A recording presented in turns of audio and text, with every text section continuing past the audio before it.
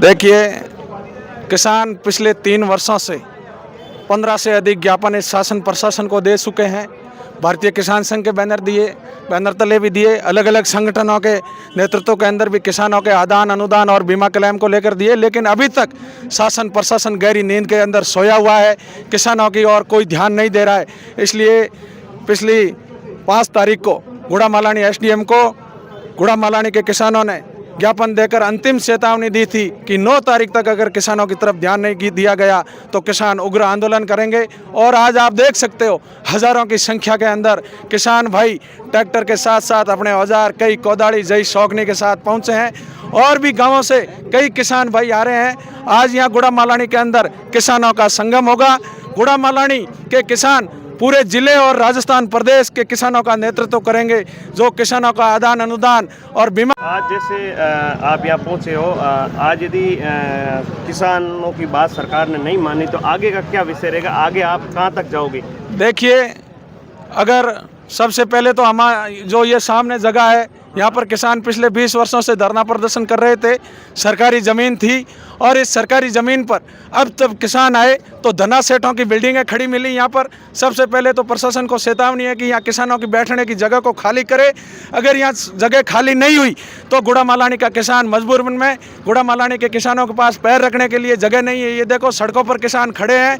इसलिए यहाँ से किसान आंदोलित होकर जिला कलेक्टर का घेराव करेंगे। अगर जिला कलेक्टर पर भी समाधान नहीं हुआ तो आने वाले समय के अंदर किसान रणनीति बनाकर सीएमओ का घेराव करेंगे। जयपुर जाना पड़ा तो भी जाएंगे, दिल्ली जाना पड़ा तो भी जाएंगे। अगर राजधानी को घेरने की बात आई तो वहाँ भी घेरेंगे। हम हमारे सम्मानीय हनुमान बेनीवाल और उमेदराम बेनीवाल से बात की है इस किसानों के विभिन्न मांगों को लेकर। आज या कल तक आप देखना, लोकसभा के अंदर भी गुड़ामालानी के किसानों का मामला गूंजेगा। निश्चित तौर पर किसानों की जय जयकार होगी, ये मैं आश्वासन देता हूँ।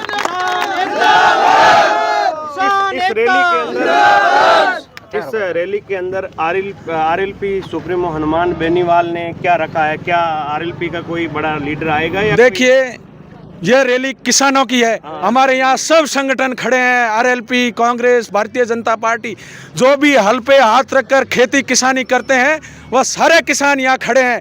आप देख सकते हो, अलग अलग संगठनों से तो जुड़े हुए होंगे, अलग अलग सबकी विचारधारा है, लेकिन आज यहाँ बात किसान के मान सम्मान और स्वाभिमान की है।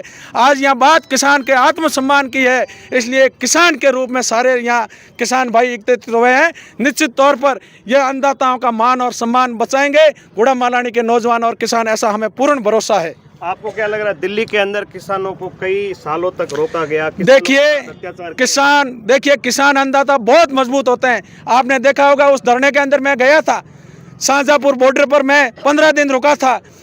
किसान इतना मजबूत है, उस मोदी जी वाली 30 किलो से भी तोप और जो किले थी सड़क पर लगाई थी, उनसे भी किसान नहीं रुका। काले कानून वापस करवाए। ये तो गुड़ामालानी और बाड़मेर का शासन प्रशासन है।